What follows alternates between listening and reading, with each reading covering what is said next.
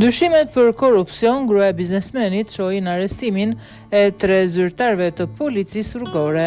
Një aksident pa viktima i bashkëshortes së një biznesmeni u bë shkak për arrestimin e 3 zyrtarëve në detyrë të policisë rrugore të Tiranës të dyshuar si të përfshirë në korrupsion.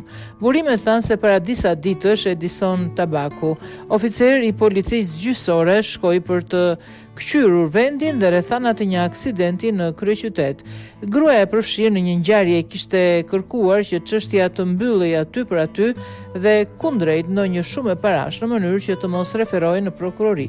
Të njëjtat burime thanë për mediat se Tabaku e ka adresuar zonjën tek dyeprorët e tij, shefin e komisariatit rrugor Roven Cekën dhe atë të aksidenteve Sokol Novakun, me të cilët ka patur biseda telefonike.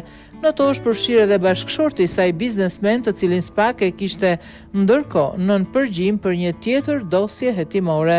Si rrjedhoi në këto përgjime, SPAK zbuloi se ata kanë komunikuar me njëri tjetrin për ofrimin e një shumë parash në mënyrë që çështja të mbyllej në favor të gruas së tij. Prokuroria e posaçme ende nuk ka dalë me një njoftim zyrtar për rastin, duke mbetur enigme dhe emrat dhe shuma e rishfetit që ata kanë ofruar.